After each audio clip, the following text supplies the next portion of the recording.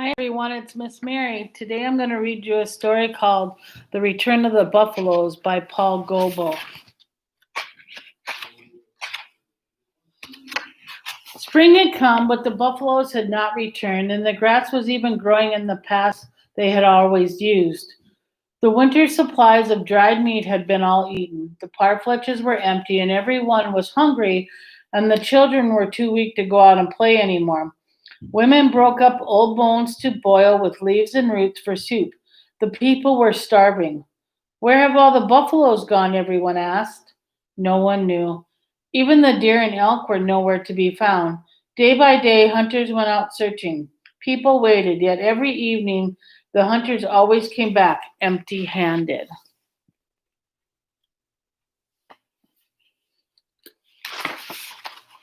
Young men kept a lookout on the hilltops, always hoping to see the buffalo herds. People who had spoken with the animals in their dreams gathered at the center of the camp. Deer and elk and buffalo dreamers made ceremonies and danced, calling the animals to come back. People watched and joined in with their thoughts, knowing that the mystic dreamers felt a close kinship with the animals. The animals would know that their two legged relatives were calling them to come back. Everyday hunters walked afar, searching, always hoping to bring back something to eat.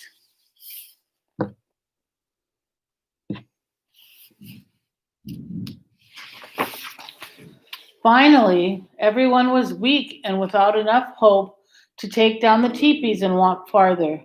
The leaders of the village chose two young men and told them, "You boys are still strong. Most of us are weak and or old, and you can bear the children. You can hear the children always crying for something to eat. We now rely on your strength. You must go find the buffaloes.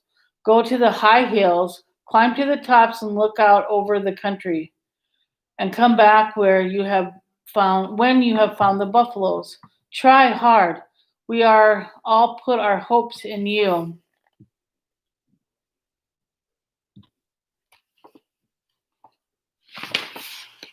When the young men reached the hills, they climbed up through the pine tree forest and clambered up the rocks at the very top. They looked at the four corners of the world. They hoped to see the buffalo herds making the plains back with their numbers, but they could not see even one. "I think we will die together here," one of the scouts said. "These rocks will mark our burying place. They told us not to go home until we found the buffaloes." "You are right," the other answered. "I did so want to tell something good to make my parents smile again."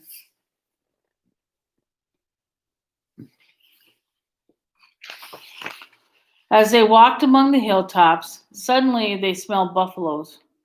They were amazed to find hoof prints everywhere around the entrance to a cave. While they were puzzled, the voice said, "I will feed your people." At a little distance stood a woman, mysterious and wonderful to look at. Her hair was tied with sage leaves and buffalo hair, and her dress was painted red in a manner that they had never seen. As they looked, they saw that the hill was really a teepee and the cave its door.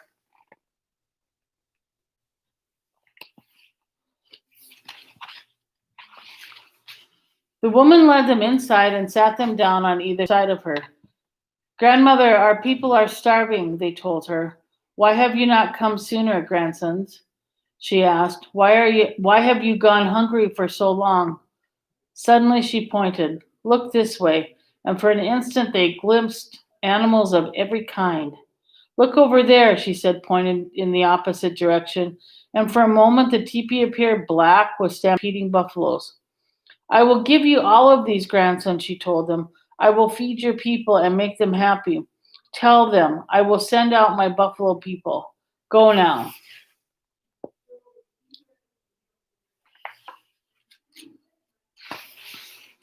The young men ran down to the plains. Now they had marvelous words to take home. "I will feed your people and make them happy," she had told them. They did not feel weak or hungry or tired any longer. When they came inside of their village again, they started to sing and run a crooked chorus from side to side, which was the signal that they had something important to report. Great was everyone's joy and excitement. "We will go and see the wonderful woman," the wise ones decided. Let us each take her a gift.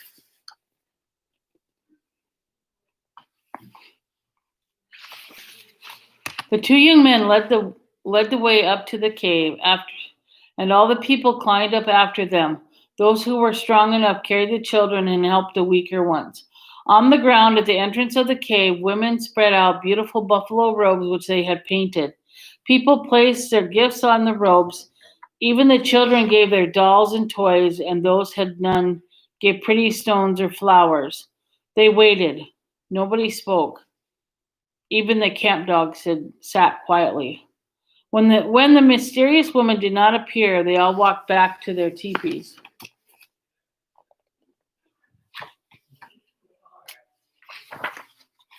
The sun went down, and again the children went to sleep without anything to eat. And then, during the night, everyone was awakened by a thunderstorm drumming and booming in the hills.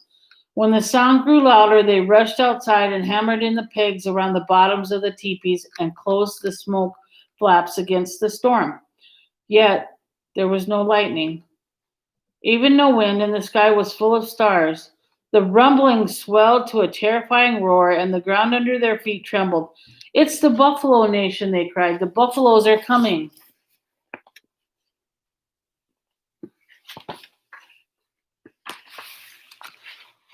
All through the night they came out of the cave, surging like a torrent down from the hills, rushing past the teepees.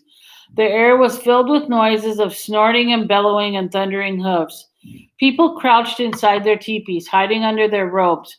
Mothers held their children close, fearful that the buffaloes would knock down the teepees and trample them in a frantic rush. The huge beast raced past, crowding upon another. Those who were brave enough to peep out through the holes in the teepee covers became dizzy watching the multitudes hurrying by.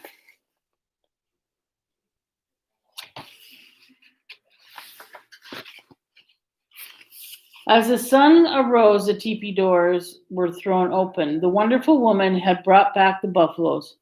It was just as she had promised the young men. After that, the hunters went out and brought home meat.